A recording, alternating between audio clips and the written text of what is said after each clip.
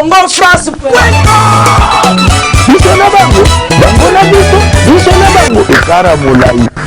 CongoFrance.com, site ya Tolo Masolo Danger, Masolo Kitoko. Voilà, je suis là. Juste à côté de moi, il y a le beach, bien sûr. Il y a un artiste musicien qui vient d'arriver, hein, en provenance bien sûr de Brazzaville. Il est à Kinshasa, mesdames et messieurs. C'est un artiste accepté déjà, parce qu'il y a pas mal de fans qui aiment sa façon de faire la musique.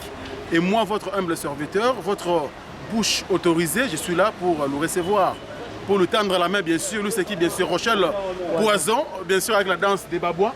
Voilà, c'est un artiste que je connais très bien. Oh, c'est mon pote, quoi. Ouais, Rochelle, très bien. Et on passe à Dicole. Ouais, en forme. Ah, ça fait pas rien. Oui, tout ça a été parlé. C'est bon, donc c'est tout.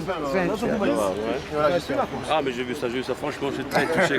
Je savais même pas, j'étais vraiment, franchement, c'est époustouflant. Tu es une délégation. Tu es venu pourquoi? Pourquoi c'est un voyage, bien sûr, familial ou encore c'est pour le service? Mais normalement, c'est juste pour la musique. Donc, je suis juste venu pour faire des invitations, pour chercher des producteurs et pour chercher quelques featuring aussi. Maintenant, vous le confirmez fortement et à haute voix. Ok. C'est Brazzaville. Ah oui, on voit de Brazzaville. Et je vais ramener aussi le bureau. Ok. Il y a le bureau, il y a Jean-Louis qui est là, il y a Didier qui est là et notre française Esther qui est là. Donc vraiment. Esther, on commence par la dame. Parce qu'elle est la seule. Esther passe devant. Ça va?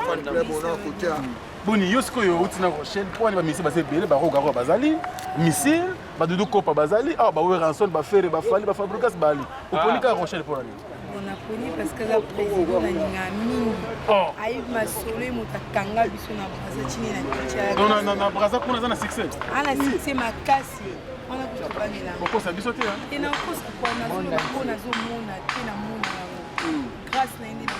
Est-ce que nous avons suivi la Belgique, partout à travers le monde? Le musique a très suivi. Quand on se voit bouillir, en tout cas, dans les news de la France, il y a Kinshasa pour le moment. La mission va remettre, vous allez pour l'encadrement. Mais on a besoin de la vérité.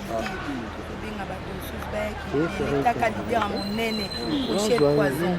Notre DJ Avanja, Tokani Masolone, Toya Kosajeti, Toya Poulabunda, Toya Dosis à ma casse, ya mon nene Ayana Bengaba, Yanges Esther la carotte.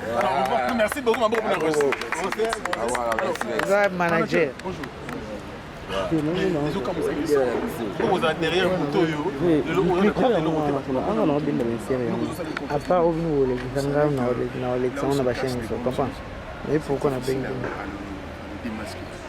donc pour vous dire que de l'autre côté d'ici, c'est parce que les gens voient et les gens regardent. Vous convenez avec moi que c'est un grand artiste. Oui, moi je sais, mais par rapport à tous ces autres mondes qui nous suivent à travers le monde aussi, est-ce qu'à Brazzaville, il est déjà accepté? Mais ça, les images vont parler. Nous avons une chaise, nous répétons. Et puis tout le monde qui à Brazzaville connaît que Rochelle Poison, Berbato, Radnar le prof, Guerrier Vikini. Donc lui, il n'y a pas. Il n'y a rien. Vous ne craignez rien. Mais on va craindre qui nous, on travaille. Mais il y a Werenstone, il y a Fali, il y a les autres. Chapeau, coup de chapeau. Nous, on est là. Ah bon? On travaille. D'accord, on va vous laisser le temps de vous reposer. On va aussi prendre notre ami qui est de l'autre côté. Rapidement. Porte-parole, ça. Le porte-parole. DJ, maître DJ. Maître DJ. Ah, porte-parole, Sankara de Kouta. Dadimu la Bazalakawa. Bando Bazar, Yosuko, Bazuna Brazzaville, Koya, le Bani Kinshasa. Non, Bamoto n'a pas son Bangote na Bangoto. On a fait porte-parole à Rochelle Poison, on doit passer chance. On va prendre mon oreille. Après ça, mon oreille na lobela Bango. Donc, il y a le Bamingi à la personne en moto et bien porte-parole à Kisasa. Tout dans le terrain, mais ma tête va qu'il est déjà. Qui top, calendrier, n'a rien à bord, n'a rien à adresse toi. Oh, non, mon agenda, mon nene. Agenda. Et vous même l'adresse signer sur l'adresse. Il y a un GPS. Ouais. Ah bon? Quand nous, comment on donc kitoko. D'accord, tu reçois bien calmement. Ma bonne on a l'idée au service de merci. Moi je pense que tout ça la rate sur la donc on est tout le pays que voilà tu as cadre ya promotion pe na cadre ya featuring na cadre annulé donc mais déjà Rocher Poison oyeli bana kin bana mukimba et le roni na JBC on a eu. Oh mais après la danse babona et bango ce qu'on a danse de coconi hein. On a danse babona na ngaki trop mekangite. Te kanga batutu babinya ngo. Kanga batutu babinya. Bali bandi kutu obe bazabe ndena ndena ngo. On tena ba Romeo wa. Kasi ba bomba Romeo. Tobina yango. Yemba ko loba. To kila dasi de ba so ko yebi ngo pena. Asoyoka. Awa nde tabia ba mai so ko bini to bimisi pa. Merci. Ça merci beaucoup. Merci de la Romeo. Donc la minute de même on a danse du coconi quoi. Tout le monde va danser la danse du coconi. Danse du coconi.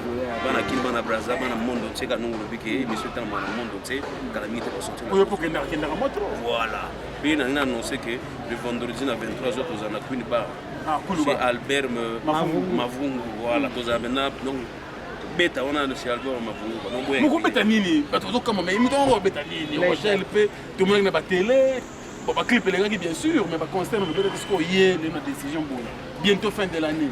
Tu nous proposes quoi Robert na Queen Bar? Bon tu peux la musique on a pris de beta playback. Tu beta playback. Si vous venez à producteur parce que on a fait mon live. Vous avez bien préparé, prêt. Dans côté. Donc il s'appelle Rochelle Poison, mesdames et messieurs, vous nous suivez à travers le monde. Vous avez bien sûr votre ami frère, Bobinga beaucoup ami le Koutate. Donc tel qu'il est là, Nena Sana Beach, Mbeniawa. Donc Mbalamo, comme on a yef à la frère Nengaza. À sa frère, en province de Mikili, Brazzaville, c'est quoi ça la Kin avec beaucoup de plaisir. Ah, on continue le studio pour la boîte la vision pour le banga et qu'on sort ou quoi? Oui, on a featuring dans ça là déjà, mais je suis confirmé maintenant pour le ça bien il faut donner ça.